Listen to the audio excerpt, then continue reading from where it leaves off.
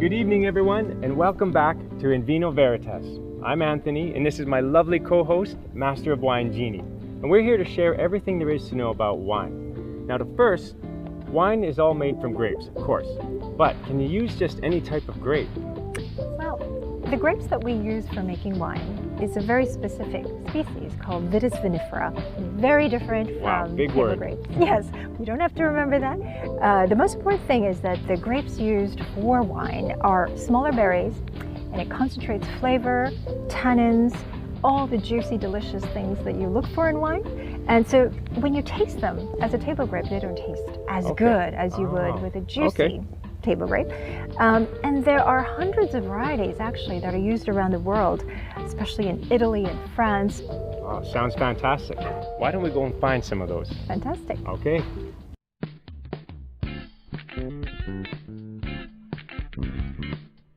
Vinexpo Asia Pacific, the region's leading wine and spirits exhibition dedicated to industry professionals, was held for the sixth time in Hong Kong from May 27th to 29th.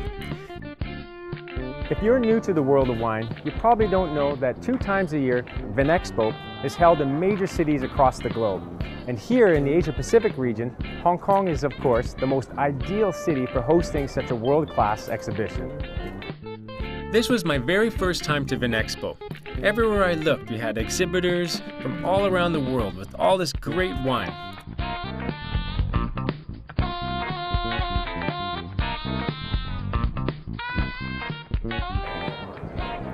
Now there are over 1,000 exhibitors here from over 30 wine-producing countries here at Vinexpo.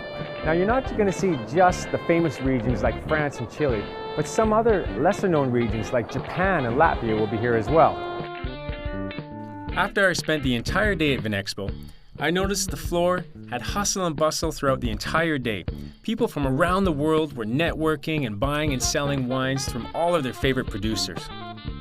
The wine from south of Italy is like the sun, because we are in the south of Italy and we have a lot of sun, we have a wonderful weather, so it's perfect for the fruit. I think sunshine makes South African wines different from other wines.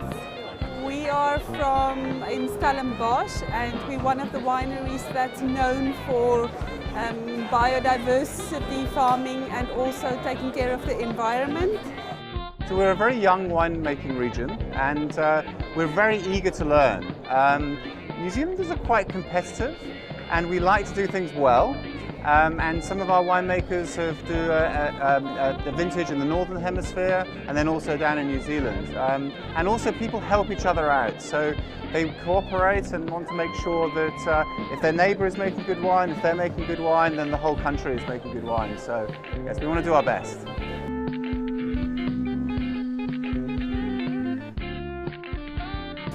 Cheers! This is C'est la Vie's second lesson. How do we check our wines in a fine dining restaurant?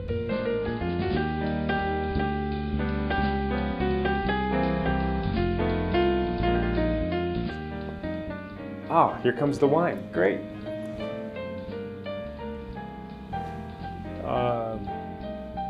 Yeah? It's going to be great wine. Yeah. Ah, thank you.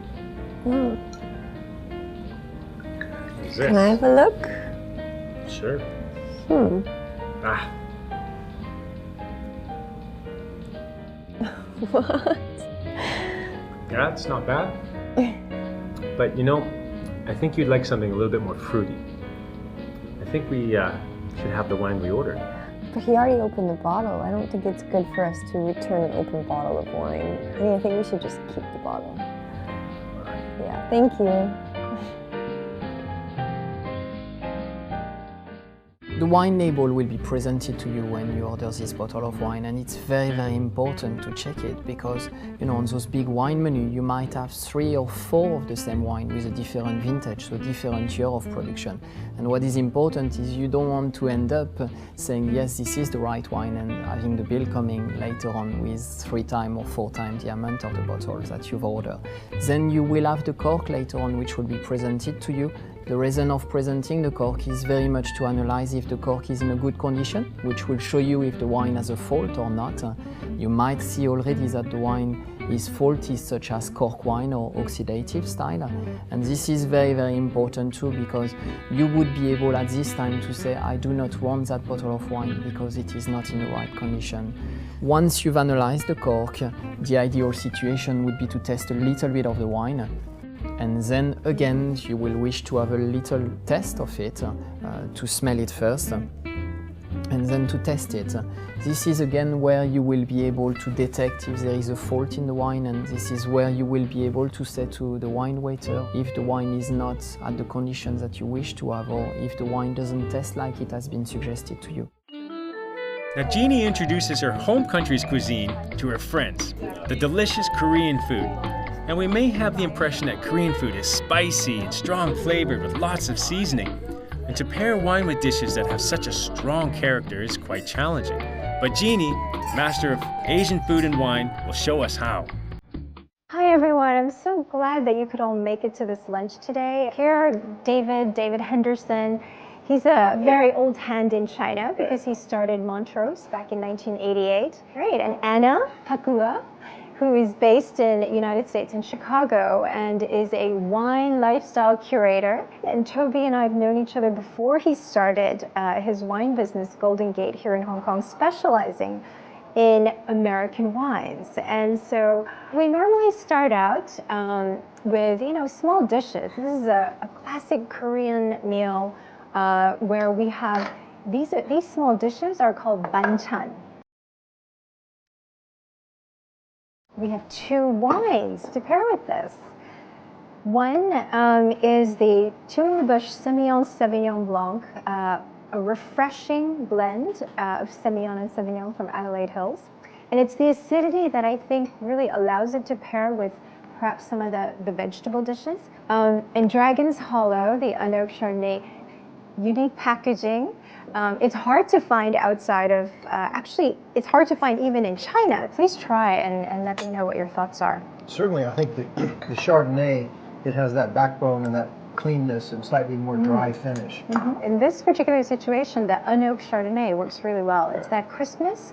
So I think even though in our minds the Sauvignon Blanc Semillon we think that it should work well because of the herbaceousness, the crispness, the freshness. It's the Chardonnay's rounder flavors and fruitier notes that allows it to be really versatile. I have a surprise for you.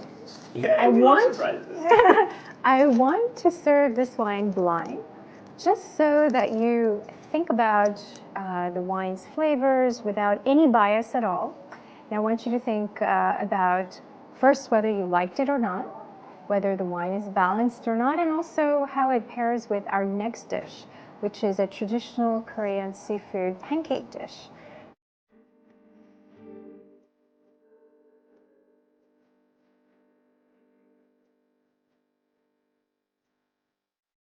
So the question is the red too powerful for this, even with the soy sauce? A little young, maybe. I think maybe it's a little too powerful for the delicacy of the seafood. I think it's light-bodied but powerful in flavor. This is a Ningxia wine.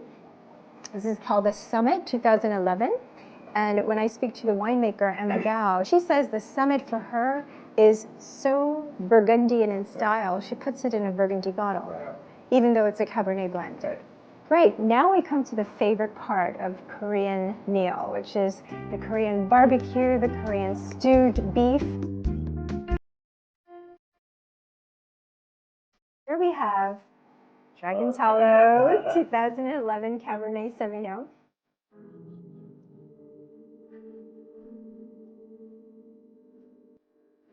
This wine it's made in Paso Robles. It's 84% Merlot and the balance is Malbec and Petit Verdot. So it's rich Merlot flavors, and it's got the Malbec for the tannins, and it's got the Petit Verdot for the banana bit. And, We've got a Cabernet, we have a Merlot, but the vineyard may be planted in '97, but our wines really are from the last from 2006.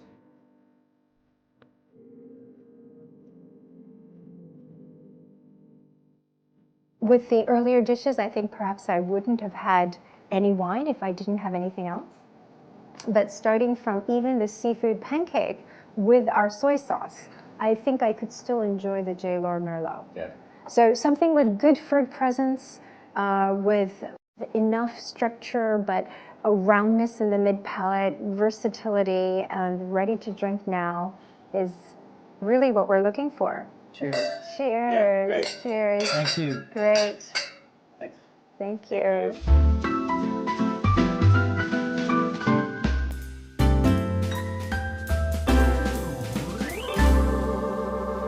To explore the world of wine, follow us to France, the quintessential wine region of the world. First, Jeannie and I will head to Bordeaux, the oldest and largest wine growing region. Here, we will visit different chateaux, meet some of the biggest names in the wine world, and reveal their secrets to producing the finest wines in the world. And we made sure to check out the hottest event in Bordeaux, Fête le Vin. So let's explore the world of wine together. Fête le Vin, the Bordeaux Wine Festival. It lasts for 4 days, and each day you can discover many different things. The festival is not just only about having fun. It also has very practical workshops and lessons for wine lovers, so they can improve their knowledge of wine. Guided by wine experts, you can now start to appreciate every sip of your red and white wine. Now, besides all the fun and exciting wine festivities that's happening here at the Fête le Vin, there is a more serious side, and that's called the Bordeaux Wines Classification of 1855. Now, 150 years ago, this was developed to rank some of the top wines in this region, and we have a very special invitation to attend a wine tasting class in a room called the Espace 1855. It's right here in this beautiful heritage building, Palais de la Bourse.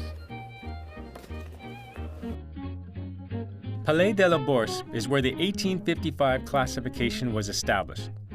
The idea was to establish a high-level classification, and if an estate obtained this level, they were given this recognition based on its terroir and reputation.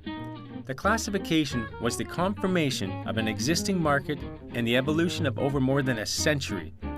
So let's meet Mary Dardenne, a wine educator, to tell us more. So, talking about education, I just attended a growth class, classification growth. Maybe you can tell me a little bit more about what that is all about. Well, the class was on the 1855 classification, and we talked about the history of this classification. A lot of times, most people only know the wines from this classification. Okay. They are the premium wines of Bordeaux, and this classification was created in 1855. That was over 150 years ago. How can it still be pertinent? Lots of history there. Exactly. So we're trying to explain why it's still in place and why it's still applicable. Maybe you can share with me a little bit about like who gets represented, how do the vineyards get chosen, and anything else we might need to know. Well, first of all of the wineries come from this 1855 classification, and then it's purely on a volunteer basis. Oh, really? We had each appellation, well, most of the appellations, all of the 5 in the Médoc represented, so 1 from each appellation, and then 2 from the sweet white wines, 1 from Barsac and 1 from Sauternes, which are the 2 different appellations, and they volunteer their wines, so they graciously donate their wines to this education. So they're not sponsored, no one's paid. Nope. They do it all on their own to help educate. Oh, fantastic. And the owners come and they talk to you and they answer the questions, and they're there to answer any questions that the consumers might have. So the consumer can come here and ask specific questions right from the word of the mouth, from the horse's mouth. Yes, exactly. I don't want to go there, but exactly. Wow, that's a great education. Yeah. Now, who are the typical people that come to these classes? You generally have people who really know their stuff in wines, but we have about 30 to 40 people each time, and you have great consumers, wine connoisseurs, but we've also had people who are starting off in their wine education and want to know more. Just avid fans. Absolutely. Fantastic. Do you have a favorite wine? Oh yes, I do. Yes? The wine which is in my glass at the time. That's the perfect answer. Well, thank you very much for your time, Mary. Thank you. It's been a great pleasure. Great. Thank you. To describe the next chateau, I would have to say it's more than just a chateau. It is surrounded by beautiful vines and trees, wooden houses and art pieces where you can enjoy a great glass of wine anytime. It's just a wonderland for wine lovers. Jeannie, you've taken me to this beautiful vineyard, but I had no idea you'd have art here as well. Yes, this is a vineyard surrounded by art. The owners, Florence and Danielle Cathayards, they love art. They have art in the vineyard, around the chateau, everywhere you look. And as you can see, the whole environment is artistic. Absolutely. This chateau is truly unique. You'll find a 5-star hotel on the grounds of a vineyard. The hotel is surrounded by its own vineyards and lake-filled gardens. The extraordinary collection of contemporary buildings, created from recycled local materials, is specifically designed for the chateau. The rooms and suites are styled to reflect the Aquitaine region in color, the paintings, and unique antiques. For nature lovers, a special suite is nestled in the heart of the vineyards and has an unexpected avant-garde interior design. Les Sources de Caudalie started back in '99. With my husband, we decided to build an hotel in the middle of my family vineyards. We are only 15 minutes away from Bordeaux city center, and it's a very natural landscape and setting. We wanted to build the hotel here because it's actually not the best setting for vineyards. We are kind in a downhill and we have too much water to produce the best grape of Chateau Smith au Lafitte. But for me, this setting was absolutely gorgeous and I thought it was the best place to build an hotel in the middle of the vineyards. Behind the hotel, we want to bring many activities, different restaurants, a unique wine list. It's all about the French art de vivre, being here in the vineyards and enjoying great wine, great food, and just enjoying the French way of life. Les Sources de Caudalie has 61 rooms, 2 restaurants, a gourmet restaurant, and a unique vino therapy spa, where we combine thermal spring water with the benefits of grape and grape seeds extract. Besides the 5-star hotel, more luxurious experiences are also waiting for you here. First, a spa offering grape-based therapies, which is also called vino therapy. It provides unique treatments like crushed Cabernet scrub, pulp friction massage, and other treatments that combine fresh grapes. So now, not only can you drink and eat grapes, but you can even experience the therapeutic magic of grapes.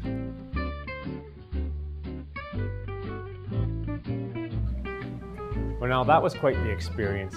I've never had a grape massage before. It just proves that grapes are very useful, not just for fruit or for wine, but there's a therapeutic use because the extracts and the antioxidants are great for the skin.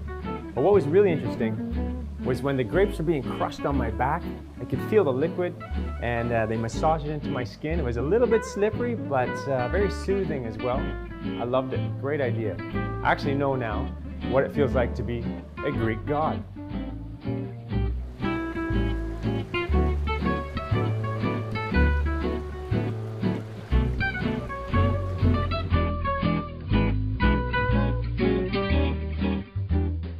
To be a successful winemaker, you always need a model to push yourself to pursue your best.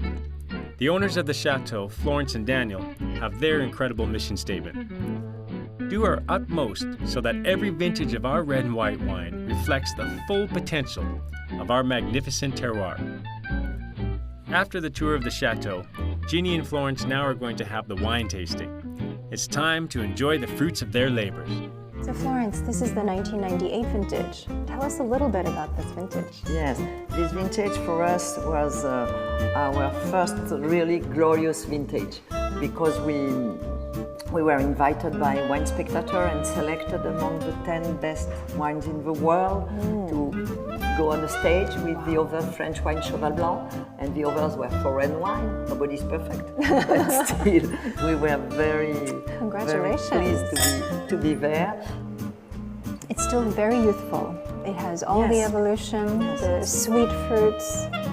Still fresh. But still very fresh. Fresh, yes. And how much longer do you think that this wine will age? It could last for 15 years at least. And I notice you use this gorgeous Swan decanter for the 98. And would you say for this vintage specifically, you would recommend how long to decant in your experience? We think 1 or 2 hours is good because 1 or 2 hours of decanting.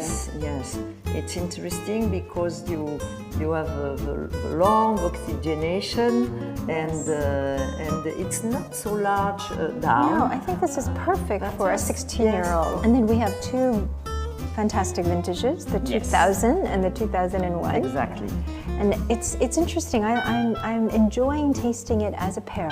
We won blind grand jury European with the 2001. With the 01, with the 2000. And we were surprised because they tested it 10 years later and they decided that. But the 2000 is really, it's interesting to see, because it's quite unusual for us to put these 2 together, so I am very much interested. 2000 still has great structure. Wonderful tannins, very ripe. Yes. And the 01 already smells more open. Has great tobacco, cedar, exactly, dark berries. And the 01 is very sweet. Wonderful mid-palate sweetness. Florence, thank you for such a wonderful tasting. I think just tasting these 3 very different vintages. Next time we have to make sure that we get all the whites represented too, because I'm a huge fan of your whites. Yeah. I think both the whites and reds at Smith & Lafitte are fantastic. So you have to come back. I will. Toast to all the new projects you're working on. Merci beaucoup. Thank you.